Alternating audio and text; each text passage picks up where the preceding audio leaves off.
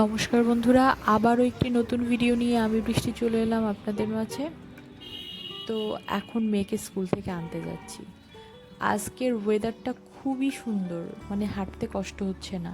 Normally মেয়েকে আনতে আমি পায়ে হেঁটেই যাই, কারণ অনেকটা সময় থাকে। তো মেয়েকে নিয়ে স্কুল থেকে এখন বেরিয়ে এলাম। আমরা বাসে আছি, বাস টোটো যখন যেটা পাই সেটাতেই চলে আসি। বাড়ি আসার পর তো মানে আজকে টেস্ট ছিল, সেটাই দেখছিলাম। খাতা এখনো দেয়নি।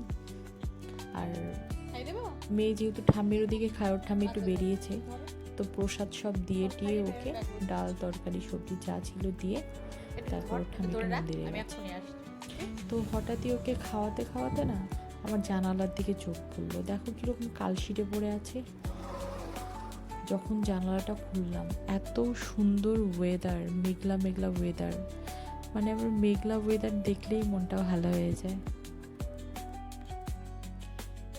তো একটু রেস্ট করার পর আমি মেয়েকে নিয়ে বেরিয়ে পড়লাম টিউশনে। আর ছাতাটা রেখে চলে গেছিলাম, তাই মেয়েকে পাঠিয়েছিলাম আবার বাড়িতে ছাতা নিয়ে আয়। খারাপ কেন লাগে তোমার? এটা আমার পাকনি।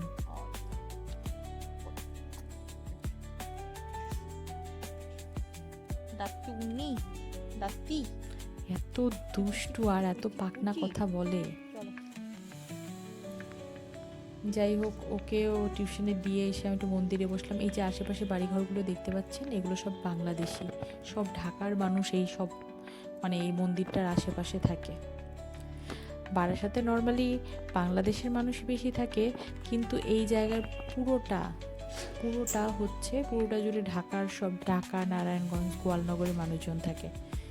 আর আমি লাইটটা জ্বালাতে আসলাম, কারণ সন্ধ্যা হয়ে গেছে। আমি যেহেতু দেখেছি এইখানে সুইচ টিপে লাইট জ্বালানো যায়, তাই আর ওয়েট করলাম না, লাইট জ্বালিয়ে যেহেতু মেয়েকে নেওয়ার সময় হয়ে গেছে বেরিয়ে গেলাম মেয়েকে আনতে। মেয়েকে এনে মেয়ের খিদে পেয়েছে বললো, তাই একটু ছাতু গুলিয়ে দিলাম মুড়ি দিয়ে। ও ছাতু খেতে ভীষণ পছন্দ করে। এখন ভাবছি কি রান্না করব।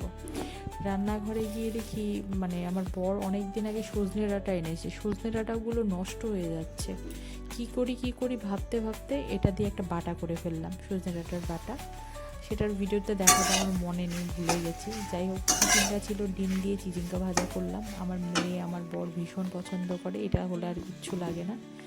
এই যে সজনে ডাঁটা বাটা মানে বেটেছি, এটা কড়াইতে করব, কিন্তু মনে হয় ভিডিওটা করতেই ভুলে গেছি। যাই হোক, আমার রান্না প্রায় হয়ে গেছে। আর এই জিনিস যদি একবার ওদের পাতে দেওয়া যায়, এটা দিয়েই এক থাল ভাত খেয়ে নেবে। খাওয়া দাওয়া কমপ্লিট। এখন বাকি রাত মানে কালকে যে টিফিনটা দেবো সেটা করতে হবে। আর আমার শাশুড়ির ওদিক থেকে প্রসাদ এনেছিল, ভোগের প্রসাদ মন্দির থেকে, সেটা আমাদের দিয়েছে।